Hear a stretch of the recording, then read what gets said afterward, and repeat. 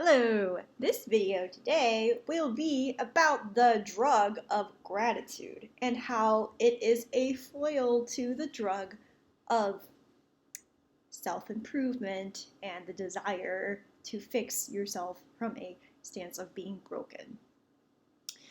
Anyways, yeah, this one's not as type specific, but if you are new to my channel, welcome. Hopefully you'll come for the MBTI content and stay for this. Now, I wanted to talk about how I feel like as a society, we aren't very grateful. And I use the term not very grateful as opposed to ungrateful because I'm very sensitive to how people don't like hearing that they're ungrateful. I feel like usually it's used as an attack, like you're being so ungrateful. Like I've never actually felt you can say the word ungrateful about someone in a way that won't be taken at least somewhat offensively. So I'm saying that the lack of gratitude is I think a little different than like how saying the word, the presence of ungratitude is. I'm not saying that we should settle for anything less than we deserve, but I do feel like our lack of an ability to focus on what is working in our lives, aka having gratitude, is keeping us from getting out of emotional states of despair. At the end of the day, gratitude is actually not an emotion, but it's actually a logical practice. It's a rational sort of mechanism for you to focus on what's working. Because if you're like, say, I don't know, grateful you have a car that you can like drive and you don't have to worry too much about being able to like pay for gas and insurance, if you were grateful for that, you would actually be seeing that algorithmically your life is functioning on some level for you to be able to have this car, for you to be able to have alive parents that even if you have disagreements, you still go home to every Thanksgiving. That is you seeing that algorithmically something is functioning. Now, I'm hyper aware that this might be taken as me trying to say that if you don't have parents and they're like dead, or if you can't afford a car, then something is broken. It's not functioning algorithmically, so to speak. But that doesn't mean it's bad or good. It's simply there or not there. And I think gratitude is too often framed as like, let me feel good about this.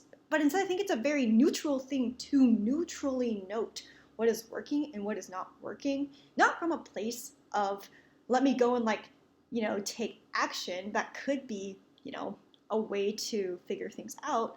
But I think just the reassurance of the baseline that something is working in my life will give you the optimism that things can continue to work. Like the language of the words work out. I want this thing to work out. We have to actually look at the fact that it says work. And if we're not paying attention to what's working, then we logically cannot fathom like how we can get a result because it would have to work.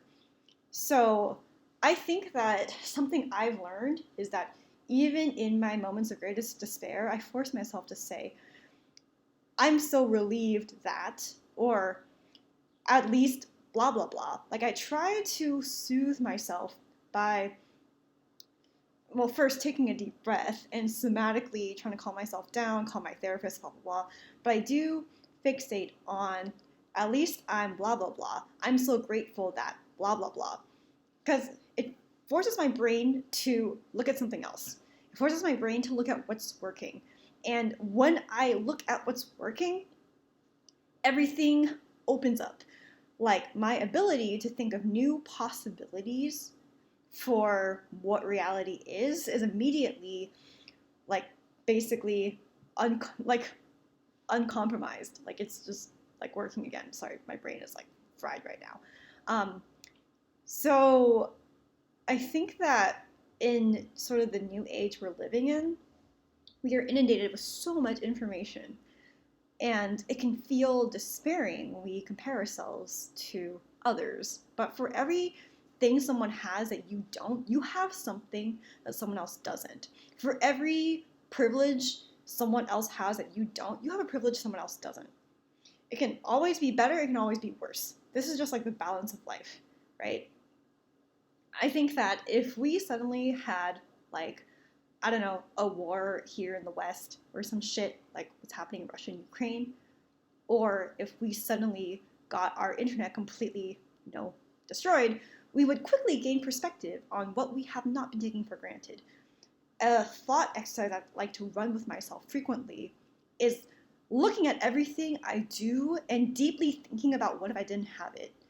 Like, I started doing this because Spotify, the music app, once went out.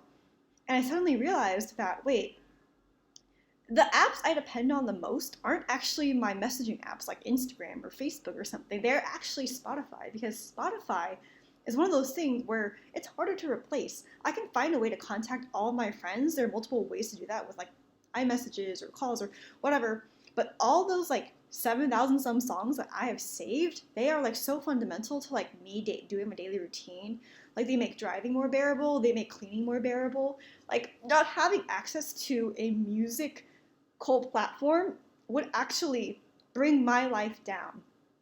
And I think for some reason after that day, I started thinking more critically about what else do I take for granted that if it wasn't here, my life would just like kind of like, at least somewhat topple.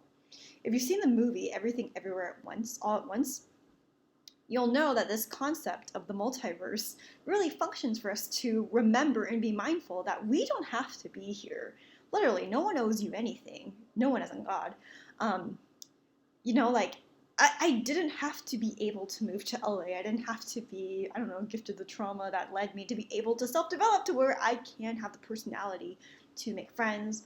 Like, I don't know, like, there's just so many like little things. Like, even when I have enough money 1 month to like buy groceries without thinking about the cost, I'm remembering when I couldn't do that. Or if I'm poorer than I want to be, I remember what I had to pay as a cost to like have more money and how I never want to go back to that. I just think a sense of mindfulness about the possibilities that you didn't have to be here, combined with the fixation on what is working as proof the algorithm of your life isn't completely like broken and cannot actually be. It can just be maybe out of view for a second. I think these are important ways to frame what all these freaking law of attraction or mindfulness people are always telling us about. I'm just talking about it through a more mechanical lens, right? And of course, if you've heard this already, good for you. Here's another way to hear it. But yeah, like, I had also come to this conclusion because, like, I don't know, I've been thinking more critically about how I feel about just making content in general. I would hardly call myself, like, an influencer or a big deal, but I was thinking of how having 600 subscribers is more than having 10 subscribers. And I'm influencing, like, 500 more people than someone with 10 subscribers. What would it mean for me to not take that for granted? And I guess I'm thinking of it from the perspective of, I'm not trying to gain more followers or viewers. I'm trying to say things to whoever watches this video on the off chance that they might have really needed to hear it. And if I have the energy and the capacity and, quite frankly, the emotional bandwidth to be making this stuff just in case someone really needed it today, then, like, fuck, I guess I will do that, right? And like, even in the areas I'm not that good at, like, not taking for granted, this framework has helped me feel like I am not broken and I can choose to do something more. Like, I am paying forward right now with the content I make, the gratitude that anyone cared enough to even watch, like, one view. Like, I have so many views, like, to me, I'm just fucking just kind of talking to the void, and yet this video, like, impacted, like, not this video, but these videos have impacted enough people to where I think about each individual's experience of me. And that's, like, just really fucking nice that, like, people wanted to be here with me. They didn't have to be here, and yet they were here. Like, I guess I'm one of those people now that's like, oh yeah, your intuition led you here. Like, I guess it did, your intuition led you here to listen to me talk and hopefully gain something from it. But also, if you don't, like, who cares? I guess maybe subconsciously this was supposed to happen for I don't know what reason.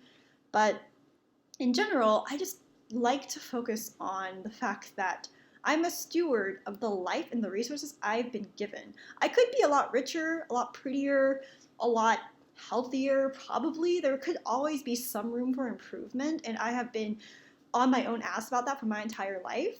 But I also remember what it was like to not be the way I am now. Like, I am so much happier with who I am now than I've been in my entire life. And that is a fact that I am never going to discount. So, hopefully, if you're watching this video, you can deeply appreciate that, you know, your life is not as good as it could be, but could always be worse. Like, I don't care what you're going through, there will always be someone who has it worse than you. If you have $2, someone has $1. If you have $1, someone has 0. Like, and I think that the more we don't keep score and the more that we just think about having a sense of flow with how we're interacting with what we have been given and being deeply grateful for it, the more that we can fix more of these world's problems.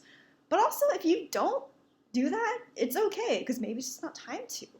In general, hopefully this video will help whoever it's supposed to.